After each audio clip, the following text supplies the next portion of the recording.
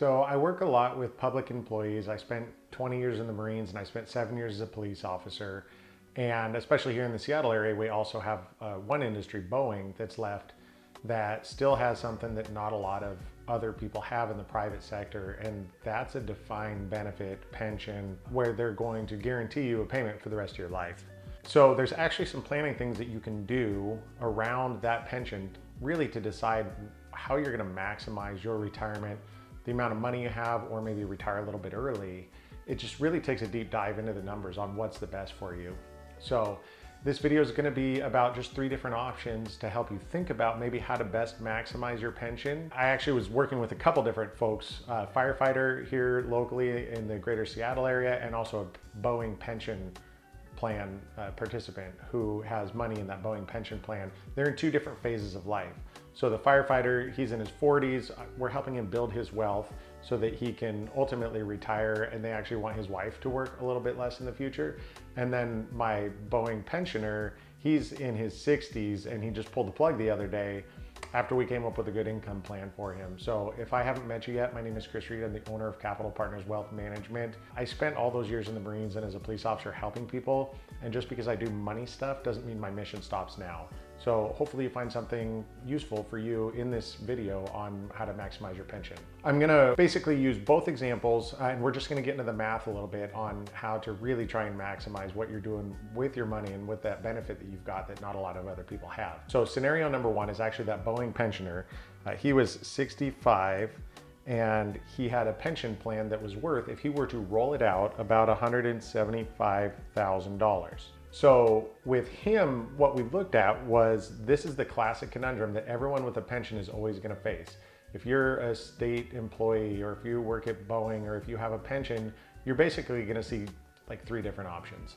It's going to be option number 1, roll out. Option number 2 is going to be like a single life. And option number 3 is going to be some sort of joint life.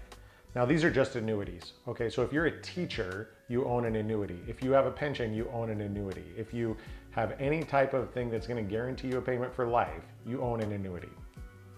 That's what single and joint life are. So for him, the rollout was about $175,000. His single life payout was about $1,200 per month. And the joint life payout was about $1,000 per month. So the classic conundrum that everyone winds up in is, well, I'm married.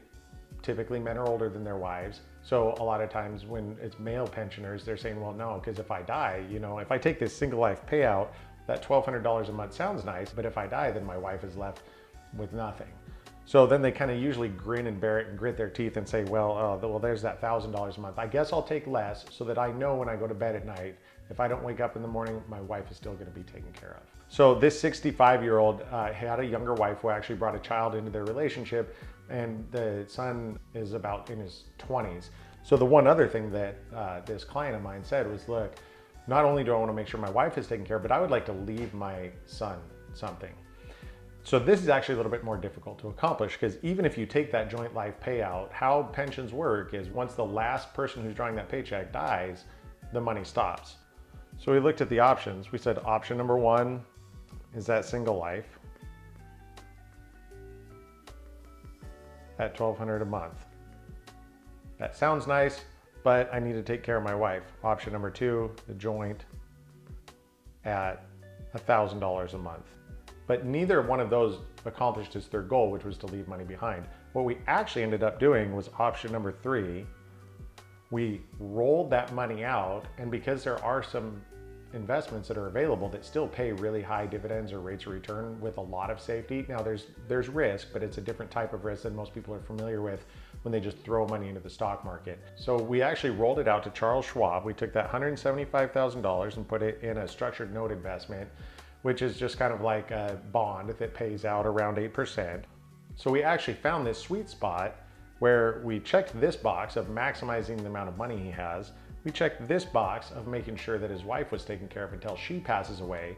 And also, we stand a very high probability of passing on that full $175,000 to his son. Those are your options when you're looking at that retirement, kind of how you have to think about it and how to maximize it. I know I said I'd go over another example here. I actually have decided that this is long enough I tend to go long. So I'm just going to do a whole new video on how to do pension max, which is for younger folks who have pensions available to them. So I'll put that elsewhere here on the channel here in the next couple of weeks.